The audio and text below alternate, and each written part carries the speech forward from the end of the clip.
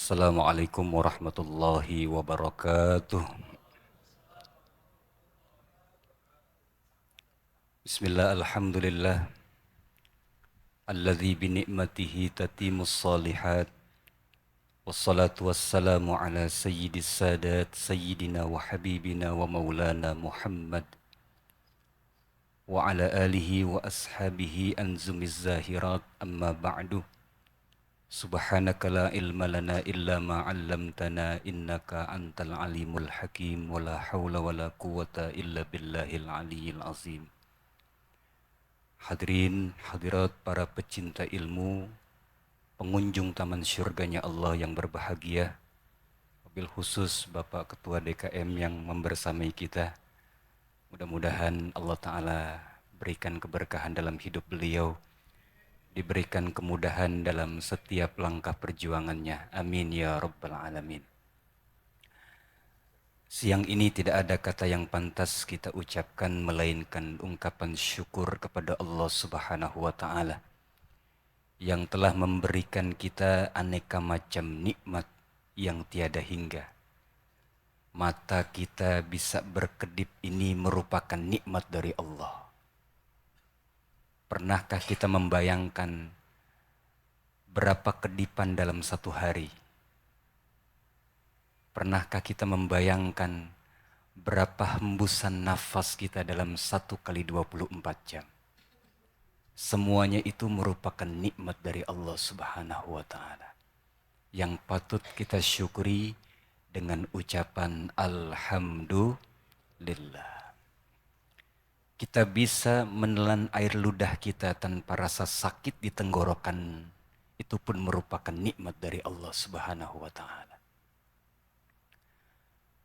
Allah memberikan nikmat tidak henti-hentinya. Jantung kita bisa berdetak, nafas kita bisa berhembus, mata kita bisa berkedip. Semuanya itu patut kita syukuri. Dan mudah-mudahan kita termasuk hamba-hamba Allah yang abdan syakur, hamba yang selalu pandai berterima kasih kepadanya. Kemudian tersaji salam dan salawat kita bingkiskan spesial kepada Habibuna wa Maulana Muhammad sallallahu alaihi wasallam bersama keluarga, sahabat dan para pengikutnya yang dengan setia menuntun kita umatnya meniti jalan menuju mardhatillah. Harapan besar kita kelak di yaumil qiyamah kita berada satu lantai dengan Rasulullah sallallahu alaihi wasallam. Amin ya rabbal alamin. Pada kesempatan siang hari ini sejenak saya ingin berkisah tentang orang-orang yang spesial di mata Rasulullah Sallallahu Alaihi Wasallam. Begitu banyak para sahabat, mereka yang hatinya selalu terkoneksi dengan Nabi Muhammad. Mereka tidak hanya duduk di majelisnya Rasulullah, tapi mereka itu mempunyai kecintaan yang luar biasa kepada Nabi kita Muhammad Sallallahu Alaihi Wasallam. Bukan hanya di kalangan laki-laki, tapi di mata para wanita, Rasulullah begitu spesial. Ada seorang wanita yang Rasul memberikan gelar Zatun Nitaqaini, wanita yang memiliki dua sabuk. Siapakah wanita ini yang berstatus sebagai iparnya Rasulullah? Beliau adalah Sayyidatuna Asma binti Abu Bakar radhiyallahu anhuma. Jadi Asma ini anak dari Abu Bakar pada pernikahan dengan istri yang pertama. Jadi istri pertamanya Abu Bakar melahirkan dua orang, Asma dan Abdullah. Kemudian Abu Bakar menikah kembali dengan Ummu Rumain. Dari pernikahan itu lahirlah Sayyidatuna Aisyah radhiyallahu anha, Ummul Mukminin, yang menjadi istrinya Rasulullah sallallahu alaihi wasallam.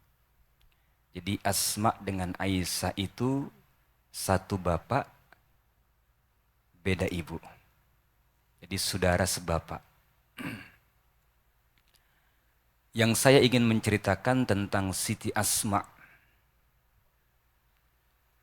yang Rasul menjuluki beliau, memberikan gelar kepadanya Zatun Nitaqaini, wanita yang memiliki dua sabuk. Karena apa? Karena pada saat hijrahnya Rasulullah Sallallahu Alaihi Wasallam dari Mekah menuju Madinah, namun sebelum keberangkatan dari Mekah ke Madinah, Rasulullah sempat singgah di salah satu gua. Apa nama guanya, Pak? Gua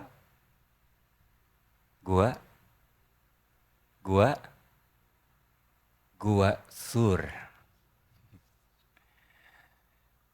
Kita lebih kenalnya Gua Hiro ya. Jadi ada gunung di Mekah namanya Jabal Sur. Itu salah satu gunung tertinggi yang ada di Mekah. Di situ juga ada guanya bernama Gua Sur.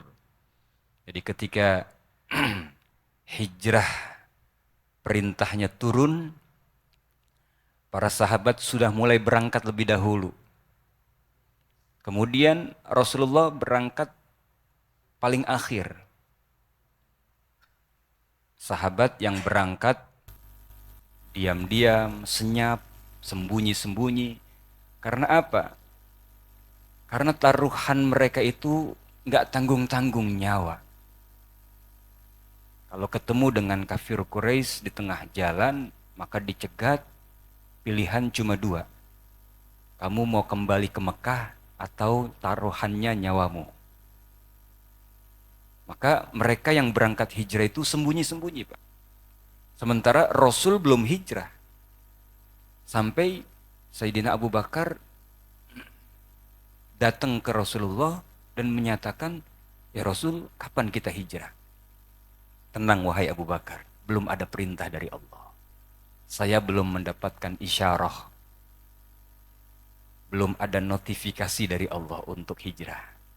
Maka ketika turun perintah hijrah, saat itu yang menjadi teman hijrahnya Rasulullah adalah Abu Bakrin Siddiq radhiyallahu anhu.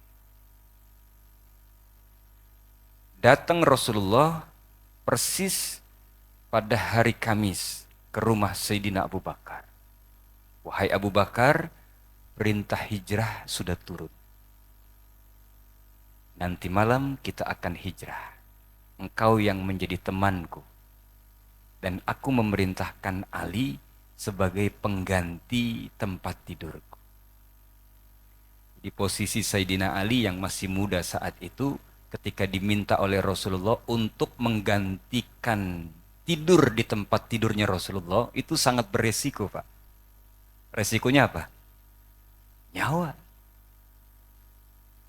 Karena target utamanya itu Rasulullah, yang dimana saat itu Rasulullah ingin dibunuh. Seringkali terjadinya rapat dan pada akhirnya keputusan bahwa Muhammad harus dibunuh. Maka malam itu persis terjadi di malam Jumat. Itu seluruh area rumah Rasulullah itu sudah dipenuhi dengan intelijen, orang-orang bayaran yang siap untuk menghadang Rasulullah. Jadi nggak ada celah untuk Rasulullah keluar. Dan Rasulullah posisi berada di dalam rumah bersama Abu Bakar dan Ali. Akhirnya Ali diminta oleh Rasulullah, wahai Ali, kau gantikan tempat tidurku, kau tidur di tempat aku tidur. Sayyidina Ali saat itu mengatakan apa? Sami'na wa ata'na. Aku dengar dan aku turuti perintahmu ya Rasulullah. Meskipun resikonya apa, Pak? Nyawa yang luar biasa. Tapi Ali ini, Masya Allah, pemuda yang bernyali besar. Kalau perang tuh Ali bukan one by one, Pak. Bukan 1 lawan 1. Tapi bisa jadi 1 lawan 7 orang. 1 lawan 10 orang. Pokoknya Ali sendirian tuh nggak bertahan. Kalau bertahan dia kalau perang tuh nggak bakal mundur. Meskipun musuhnya mengerumuninya tuh banyak sekali. Nggak bakal sedikit pun Ali mundur. Saat Ali diminta oleh Rasulullah untuk menggantikan posisi tempat tidurnya, tidur di tempat tidurnya Rasulullah, Ali langsung mengatakan, saya dengar dan saya ikuti perintahmu ya Rasulullah. Kalau Ali zaman sekarang mungkin lain Pak ceritanya. Ente gantiin tempat tidur aneh ya. Dia tahu nih resikonya nyawa. Paling dia ngomong apa? Jangan saya ya Rasul. Saya masih muda, Abu Bakar aja yang tuaan kan gitu. Ali nggak mengelak Pak. Dan pada akhirnya Rasulullah bersama Abu Bakar saat itu keluar rumah sambil membaca surah Yasin ayat 9. Yang rata-rata kita ini sudah hafal di luar kepala. Surah Yasin kita baca tiap malam Jumat di sini. Saya lihat banyak yang hafal dengan surah Yasin. Ya, hafal di luar kepala ya Pak ya. Kepala di mana, surah di mana maksudnya? Ayat 9 berbunyi waja'alna mim baini aidihim sadda wa min khalfihim sadda fa aghshaynahum fahum la yubsirun. Dibaca ayat itu oleh Rasulullah dan seketika itu pula orang-orang yang menjaga rumah Rasulullah yang sudah siap dengan sajamnya ketika Rasulullah keluar langsung dibunuh. Saat itu mereka tidak ngelihat keluarnya Rasulullah. Bahkan sampai ditaburin pasir pun mereka nggak mengetahui. Matanya bukan merem, kata ulama. Matanya melek, tapi nggak ngelihat keluarnya Rasulullah. Ini ayatnya luar biasa, Pak. Tapi jangan dipakai buat razia di jalanan ya. Ada razia, helm nggak pakai. Surat-surat nggak lengkap. Depan ada polisi, langsung baca apa? Waja'alna mim baini aidihim sadda wa min khalfihim sadda fa aghshaynahum fahum la yubsirun. Lewat dia. Polisinya nungguin di belakang. Begitu Rasulullah sallallahu alaihi wasallam keluar dengan Abu Bakar, nggak langsung ke Madinah. Langsung singgah di Gua As-Sur. Itu Madinah adanya di utara, Gua As-Sur adanya di selatan. Ini salah satu bentuk strateginya Rasulullah. Sampailah beliau di Jabal Sur, singgah di dalam gua. Dan Abu Bakar memerintahkan kedua anaknya, Abdullah dan Asma. Abdullah diperintahkan oleh Abu Bakar untuk mengeluarkan kambing-kambingnya. Bahasa kitanya tuh ngangon kambing malam-malam. Untuk mengelabui itu. Jadi kambing pada dikeluarkan, sementara Asma ditugaskan oleh ayahnya ini untuk menghantarkan makanan. Selama keberadaan Abu Bakar dan Rasulullah itu di dalam Gua Sur. Karena beliau di situ selama 3 hari Pak, singgah di gua. Begitu sampailah di Gua Sur, Sayyidina Abu Bakar dan Rasulullah Sallallahu Alaihi Wasallam. Abu Bakar lebih dahulu masuk ke dalam gua. Kata Abu Bakar, ya Rasulullah, biar aku bersihkan. Aku khawatir di dalam gua ini ada binatang berbisa. Aku tidak menginginkan sampai dirimu luka. Atau dirimu tersengat dengan binatang berbisa yang ada dalam gua tersebut. Dibersihkan oleh Abu Bakar. Melalui rida yang dia punya, sorban yang dia pakai itu, dia sobek-sobek untuk menambal mulut-mulut gua. Lubang-lubang yang ada di dalamnya ditambal semuanya. Hingga sampailah Rasulullah dan Abu Bakar Lelah, Rasulullah tidur di pangkuan Abu Bakar. Hampir seluruh lubang yang ada di dinding gua itu tertutup setelah ditambal-tambal dengan sorbannya Abu Bakar. Namun sorban sudah keburu habis, tinggal satu lubang yang belum sempat tertambal. Akhirnya Abu Bakar menutup lubang tersebut dengan tangannya. Tidak lama kemudian apa yang terjadi? Benar adanya, ternyata di dalam lubang itu ada binatang berbisa. Ada yang mengatakan kalajengking, ada yang mengatakan ular. Apa yang terjadi saat Rasulullah sedang tidur di pangkuannya Abu Bakar? Abu Bakar digigit oleh binatang berbisa tersebut. Hingga bisanya itu sudah mulai menjalar ke seluruh tubuhnya. Meringis juga Abu Bakar. Padahal dia berusaha menahan sakit sekuat mungkin. Dia tidak menginginkan Rasulullah itu sampai terbangun dari tidurnya. Tapi saking gak kuatnya, beliau menahan sakit yang luar biasa. Karena bisanya sudah hampir menjalar ke seluruh tubuh. Menetes air mata Abu Bakar jatuh di pipinya Rasulullah SAW. Hingga Rasulullah terbangun. Melihat Abu Bakar dalam keadaan menangis. Di situ Rasulullah mengatakan, wahai Abu Bakar, kau berat hijrah bersamaku. Tidak ya Rasulullah. Kau tidak ikhlas meninggalkan harta bendamu di Mekah. Tidak ya Rasulullah. Aku ridho, aku ikhlas ya Rasulullah. Ya Abu Bakar, kau jangan takut. La takhaf, wa la tahzan, innallaha ma'ana. Allah bersama kita. Ada apa sampai engkau bersedih? Abu Bakar ngasih tahu tangannya yang diapain, Pak? Yang disengat. Akhirnya diambil tangan itu oleh Nabi. Seketika tangan itu diludahi oleh Rasulullah. Bismillah, diludahi oleh Nabi. Langsung kontan saat itu tangan yang udah mulai membengkak sembuh total. Langsung, Pak.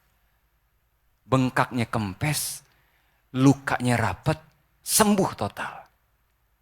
Berkah ludahnya Rasulullah. Tapi jangan coba-coba kalau ada orang sakit, kita ludahin. Ngapa tangan lu bisul, sini gue ludahin. Bismillah, insya Allah makin bengkak tuh bisul. Yang jadi pertanyaan, kenapa kok Abu Bakar sampai digigit oleh binatang tersebut, Pak? Nah ini yang jarang dibahas di mana-mana, Pak. Ternyata ulama mengatakan itu binatang pengen banget ngelihat wajahnya Rasulullah. Karena informasinya sudah sampai Rasulullah bakal singgah di tempat itu. Jadi binatang-binatang tersebut bukan gak senang kesempatan mereka buat melihat wajah mulia Nabi kita Muhammad sallallahu alaihi wasallam. Sallu ala Nabi Muhammad. Tapi merasa dihalangi.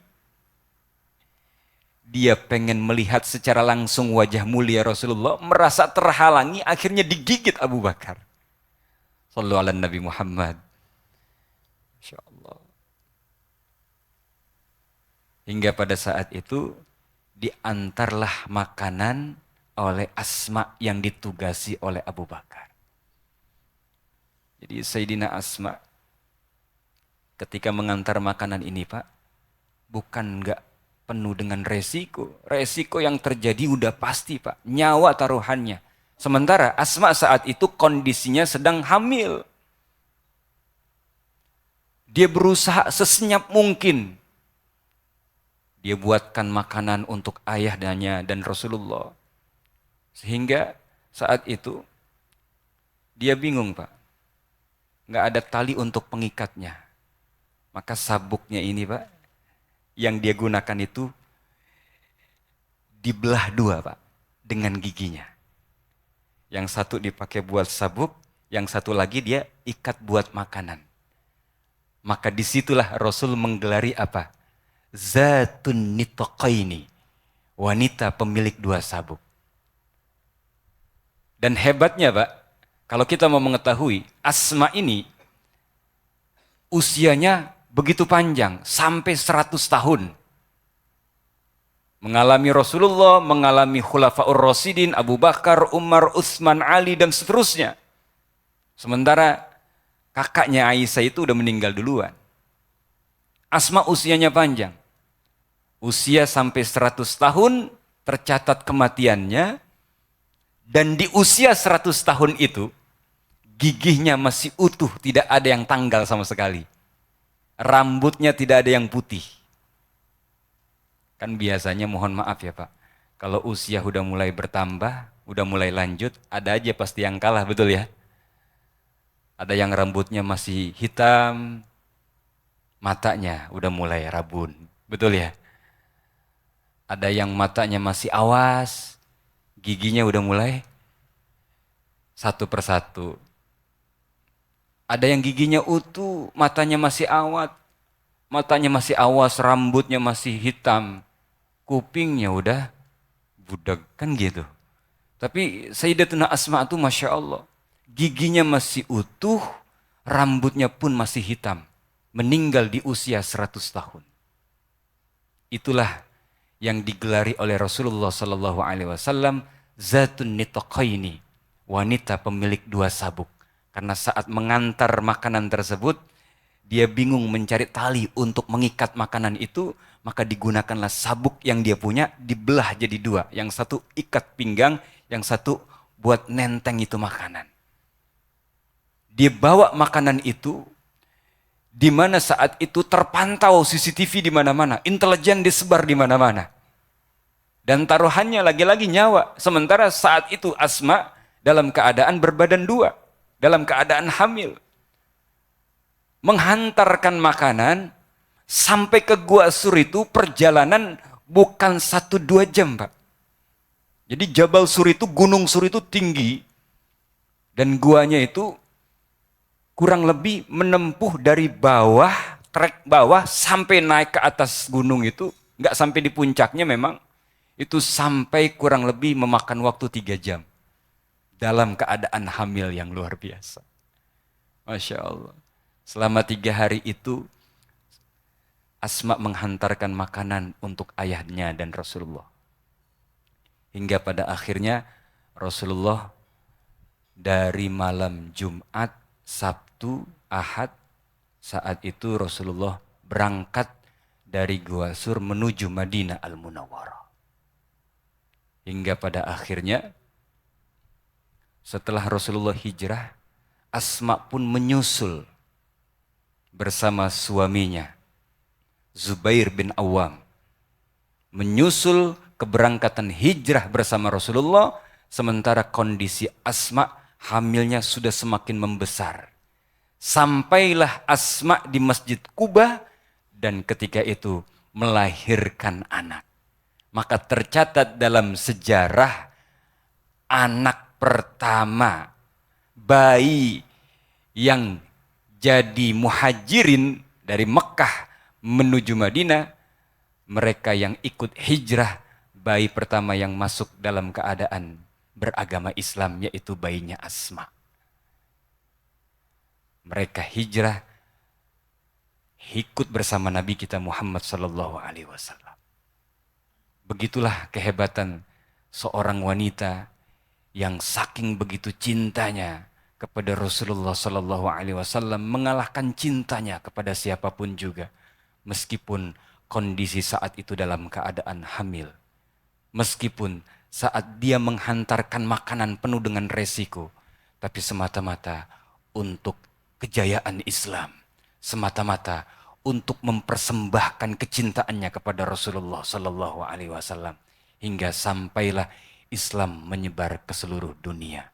Mudah-mudahan kisah yang singkat ini insya Allah bisa menginspirasi kita semuanya. Kita bisa menumbuhkan himmah kita terhadap agama, kepedulian kita terhadap Islam, untuk kita wariskan kepada anak keturunan kita di kemudian hari nanti, agar mereka peduli, mereka cinta terhadap agamanya. Amin ya Rabbal Alamin. Al-Fatihah. A'udzubillahi minasyaitonirrajim. Bismillahirrahmanirrahim. Alhamdulillahi Rabbil Alamin. Ar-Rahmanirrahim. Maliki yaumiddin. Iyyaka na'budu wa iyyaka nasta'in ihdinas siratal mustaqim siratal ladzina an'amta 'alaihim ghairil maghdubi 'alaihim waladdallin. Amin. Bismillahirrahmanirrahim. Alhamdulillahirabbil alamin. Allahumma salli wa sallim ala sayyidina wa habibina Muhammadin wa ala alihi wa sahbihi ajma'in. Allahumma ya Rabbana wa ya ilahana, jadikanlah kami semua yang hadir pada siang hari ini sebagai hamba-hambamu yang pandai mensyukuri nikmat-Mu ya Allah. Jadikanlah kami semua sebagai orang-orang yang gemar melakukan kebaikan, menjadi sponsor kebaikan, dan tanamkan di hati kami ya Allah kecintaan terhadap agamamu yang luar biasa, kepedulian, kecemburuan terhadap agamamu ya Allah. Allahumma ya Rabbana wa ya ilahana, nikmat yang kami terima darimu ya Allah, nikmat terbesar adalah nikmat kami menjadi muslim, nikmat kami terpatri keimanan di dalam hati. Maka kami berharap ya Allah agar tetap terjaga agama ini sampai kami menutup cerita di alam dunia.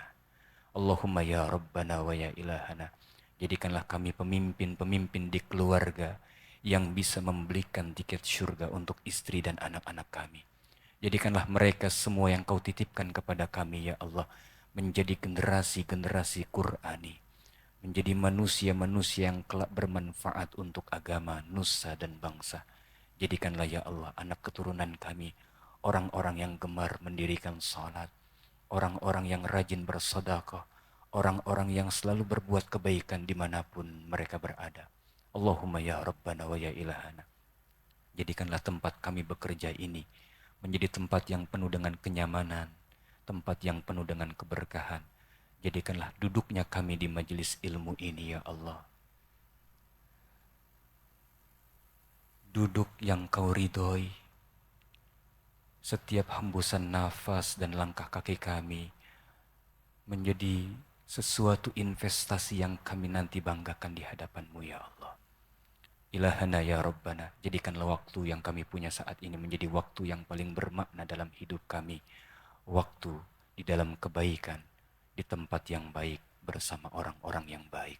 Rabbana wa taqabbal du'a wa minkal ijabah. Sebagai penutup doa kami ya Allah, tidak pernah kami lupakan sebuah panjatan doa yang kami minta selalu kepadamu ya Rabb. Ampuni dosa dan salah kedua orang tua kami. Maafkan kehilafan mereka ya Allah. Jika mereka masih membersamai kami di dunia, panjangkan umurnya dalam ibadah. Jika saat dan detik ini mereka terbaring sakit, sembuhkan penyakitnya ya Allah. Dan jika mereka saat ini telah berkalang tanah, tubuhnya terbujur di alam kubur, maka terangi alam barzahnya ya Allah. Jadikan kubur mereka taman syurgamu yang indah. Rabbana atina fid dunya hasanah wa fil akhirati hasanah wa qina adzabannar. Wa sallallahu ala sayyidina Muhammad wa alihi wa sahbihi ajma'in walhamdulillahi rabbil alamin. Subhanakallahumma wa bihamdika asyhadu an la ilaha illa anta astaghfiruka wa atubu ilaik. Wallahul muwaffiq ila aqwamit thoriq. Wassalamualaikum warahmatullahi wabarakatuh.